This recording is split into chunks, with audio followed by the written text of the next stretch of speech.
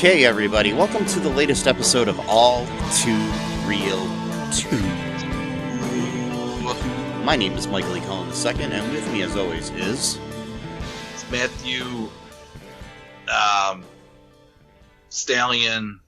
What was the name of their band? Stallion? Wild Stallions. Wild Stallion Haas. There we go. Yeah. So, today, Matthew, we are venturing into the world of an unaired pilot for a TV series that actually had one season. The name of the television show is Bill and Ted's Excellent Adventures. The greatest television series that ever aired. Cue guitar solo.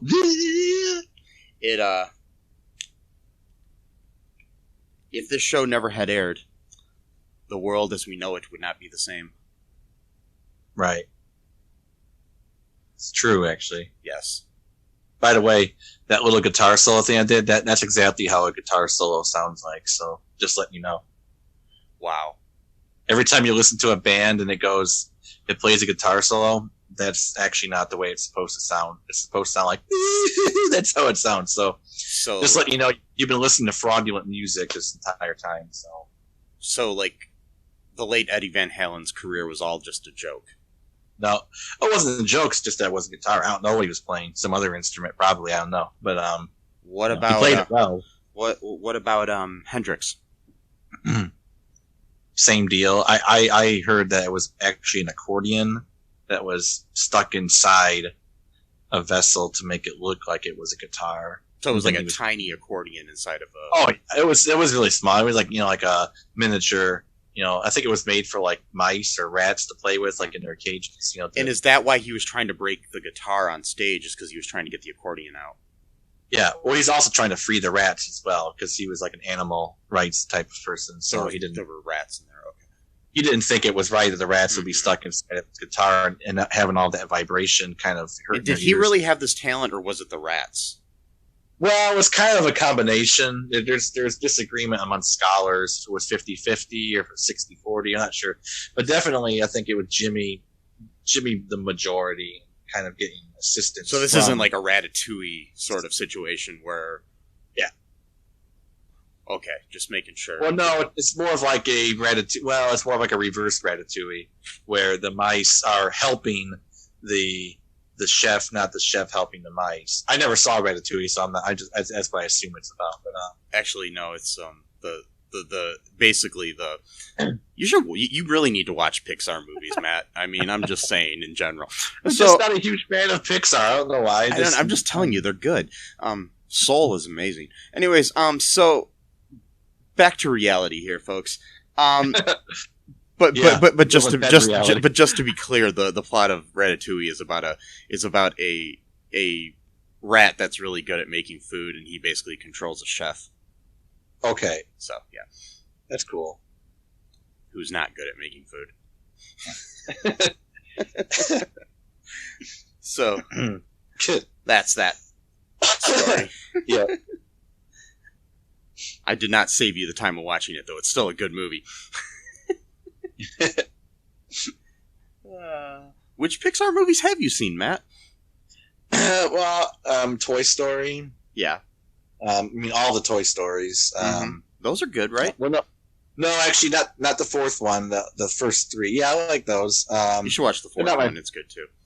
Yeah, I've heard. Yeah, they're not my favorite movies, but I like Toy Story. I mean, I've probably seen.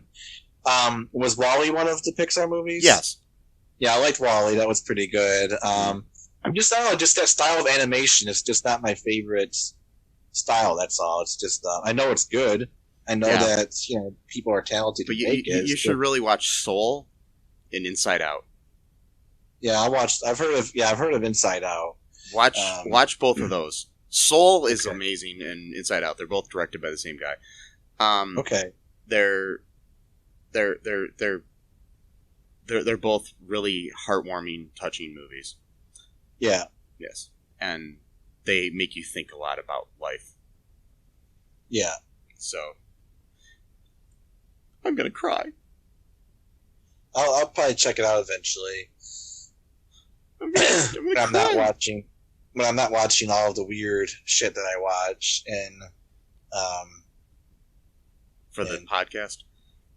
Well, but in general, just rewatching the same show over and over. Like I've already rewatched like The Flash, the recent episode of The Flash, like probably 5 times by now. The one where they're stuck in the 90s. So you could have watched like 2 Pixar movies instead. Yeah, I know. But yeah, I know. It's weird because it's like for me. Okay, so like the weird thing about that is that like for example, like Legends of Tomorrow, I'll watch like an episode, and I'm like, well, it's only 42 minutes long, so it's like, like it's shorter than a movie, but then I end up watching 3 episodes, so it's like the same amount of time. Yes, that a movie would be. So I do the same. I do the same thing. I think everybody does. So, anyways, back to this television series we're covering today for the podcast. So the unaired pilot of Bill and Ted's Excellent Adventures was directed by Andy Tennant.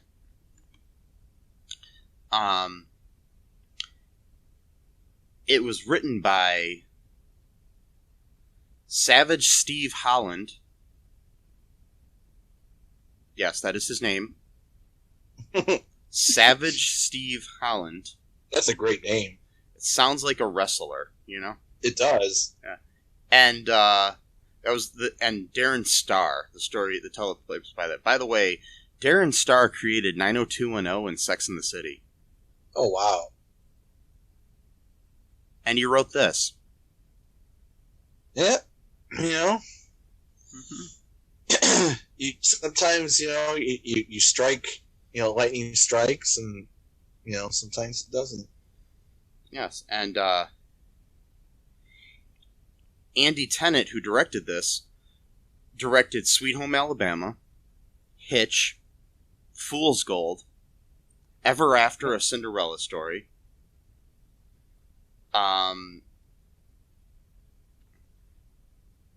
He's also directed 7 episodes of The Kaminsky Method on Netflix. Yeah. He directed episodes of Sliders. He directed the pilot of Sliders, actually. Prior to this, he directed an episode of Ferris Bueller, which you've covered the pilot of here. Directed episodes of The Wonder Years, and several episodes of Parker Lewis Can't Lose, which was basically a Ferris Bueller knockoff.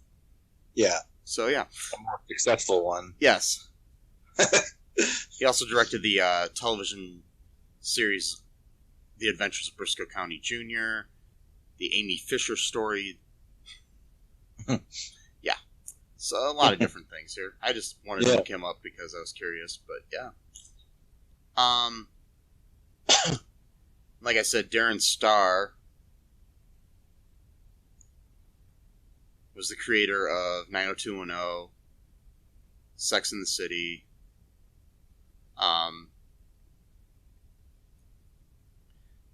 the current show Emily in Paris. He created the television series Younger. I've heard of that. Yeah.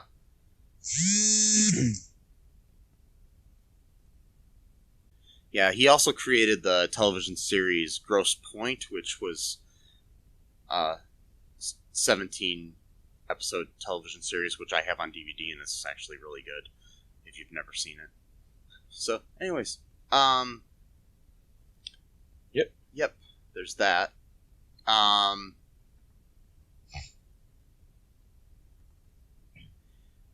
so, this series came out in 1990.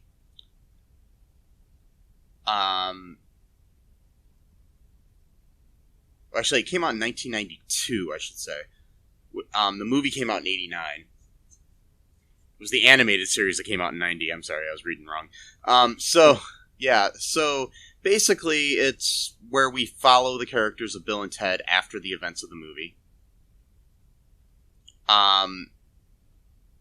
In this episode, what really happens here, Matt? What starts to happen here? They're practicing in the basement or whatever, playing ridiculous sounding music that's absolutely terrible, and then for some reason Bill's mom comes downstairs in the bikini and is like bending over suggestively, and prior to that they blow the amp. What's that? Oh yeah, the amp, so they're playing too loud, and then the amp gets destroyed. And they're like, oh, shoot, we have a concert to play tomorrow or whatever, like the prom or some bullshit. And we can't do it now because the amp is dead because, they're idiots and didn't think, hey, maybe turn down the amp a little bit because you don't really need it to be that loud. And you can't even hear music when it's played that loud. All it is just a bunch of distortion. So it actually makes sense as a musician to play with the volume turned down a little bit so you can actually hear the fucking notes that you're playing. But anyway, I digress from that. And then Bill's mom comes down in a fucking bikini and is like looking all hot and shit and like offering them drinks or sandwiches or some bullshit. And then like Ted's like, oh, your mom's so hot, man. Bill's like, shut up, man. And then the dad comes down and they start making out in front of the kids. Yeah. And that goes on for like 20 seconds. This is awkward. And then the dad's like, I'm not going to buy you a new amp. That costs $400. You got to get a job to buy an amp. And they're like, jobs? What's that? And then like guitar solo thing happens or whatever. And then they're like, oh no, we got to go apply for jobs to get this amp. And then something else happens that then like the dude from the first movie, like the time god guy or whatever, Rufus. So, yeah, shows up and he's like, you gotta play that show tomorrow because if you don't, bad shit's gonna happen. I don't remember what he said. And then they're like, oh no, we gotta go do this. And then they get into the phone booths and travel through time. And then, but then they find themselves like 1920s, like one of these like gangster films. And, like this woman is running away, and they're like got their Tommy guns, and they're like shooting at her, and then they're about to kill her, and then that's where they land, and it like crushes the one dude from like the telephone booth. Okay, prior to that, yeah, they went to apply for a job. Oh, they did that at that time. Okay, yeah, that was before they went to apply for the job at to Mr. Kielson at this Nail World hardware store. Yeah. And he said that he would give them both jobs if one of them would take his daughter to the prom. And I guess she's a bigger girl who's not attractive, according to these guys. And they basically say all this stuff right in front of the dad. And so he's like, no, you can't have a job. And he kicks them out of the place, and he throws this crime magazine, this crime story magazine at them. And they go to try to travel back to redo the thing. And somebody throws a football at the antenna on the top of the phone booth that they travel time through. And it breaks the antenna so that it won't work, so they can't time travel. So they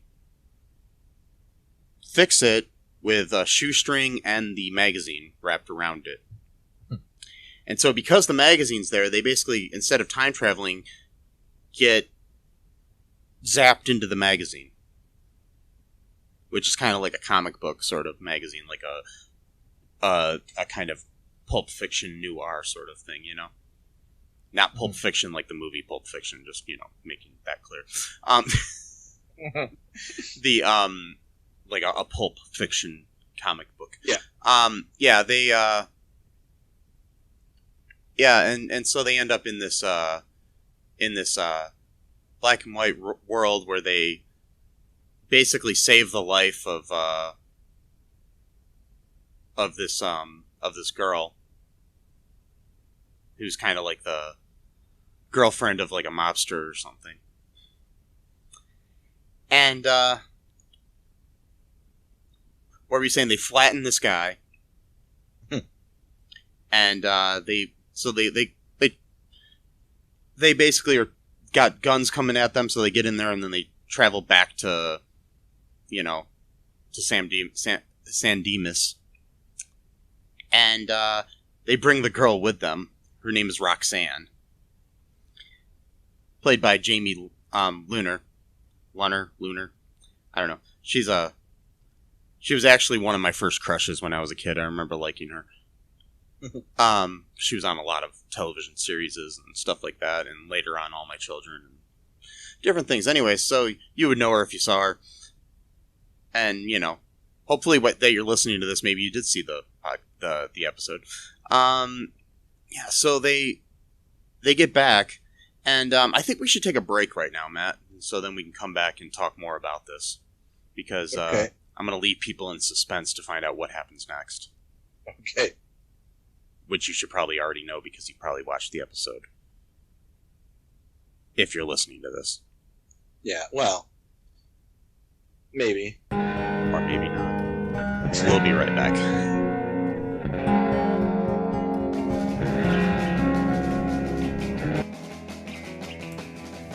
What is Gen X? What is the silent generation? What do generations have in common? Hi, I'm Trish the Dish from the Gen X Voice podcast, and I invite you to listen to conversations I have with folks from different generations, backgrounds, beliefs, and experiences in an attempt to see what connects rather than divides us. Even though Gen X has been called slackers, Karens, or not mentioned at all in some cases, we are the bridge generation, so I feel compelled to do my part to destroy ageism by bringing all these voices together. And, as a bonus, each guest gets to answer some 80s questions at the end of each show. So download and listen to Gen X Voice today on Apple, Spotify, Amazon, or wherever you listen to podcasts. And let's see how much we have in common after all. Hi, this is Catherine, host of a new fashion podcast, The Real Fashion School Dropout.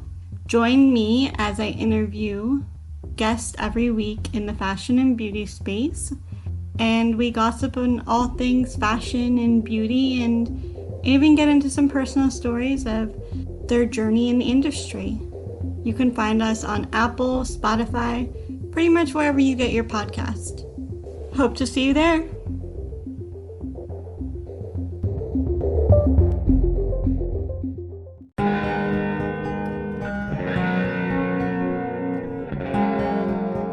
We are back, dude. Yeah. Dude.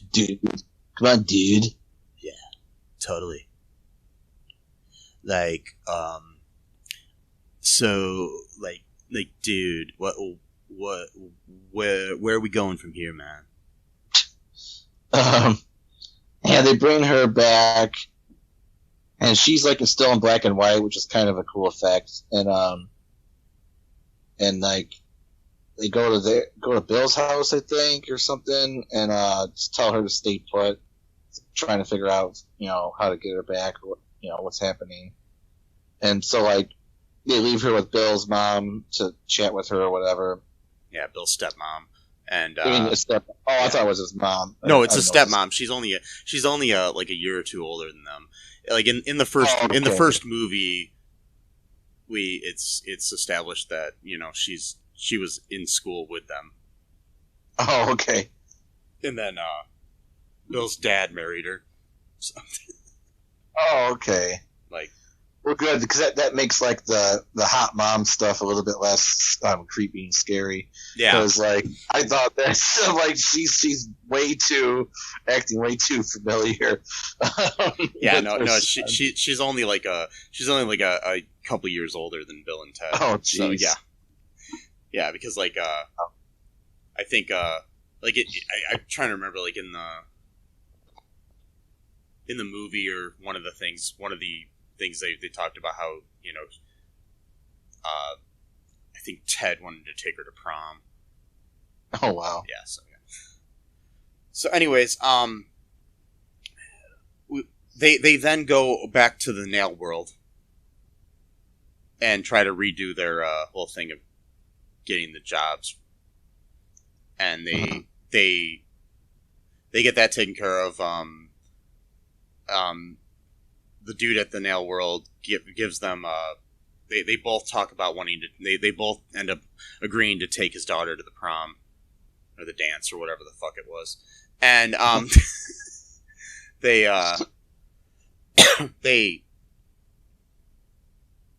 he advances them monies for their amp so they can play at the dance, and so then we've got Roxanne sunbathing with the mom, the stepmom. I think her name's Missy. I think so. Yeah, they're sunbathing in the backyard by the pool. They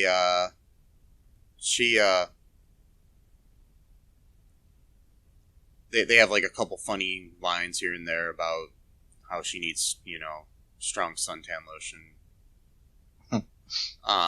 Whatever. Stupid shit because she's basically black and white. So then, because she had this like bag of money with her. This plot was so weird. Anyways, she takes she gets sent off into a cab by Missy, and Bill and Ted come back and they come back to try to save her. She gets sent off to go, start a new life with her money and stuff in a cab, and then we've got a to be continued. Right. Yeah, which that was never finished. Well, also too, before that, they realized that they're in the comic book now. Oh yeah, they did earlier, and they're worried about her because, or about her boyfriend in the comic book and stuff. So, right, yeah, so they need to fix things, but we'll never know what happens. Right, because it's just like it's half of a two-parter. Yeah, that was never finished. As far as we know. So, yeah, as far as we know. While we got a little bit of time here before we take our next break here, Matt, just wanted to ask, what did you think of this episode? Not much. I mean, it didn't really affect me in any way at all. I mean, didn't make me mad or just like it just being like a really bad show. It's just it just was kind of boring, really. Yeah. The show actually does get better, the series. I've watched every episode. Okay. Not recently, but I have watched every episode, and it's actually not a bad series. It's nowhere near as good as the movies. But, you do have Evan Richards, who plays Bill, and Christopher Kennedy, who plays Ted, are pretty decent in their roles. I mean, they're basically just imitating Alex Winter and Keanu Reeves. Mm-hmm. I mean, they're not bringing anything new to the table here. But they were pretty good, castings here. The rest of the cast was pretty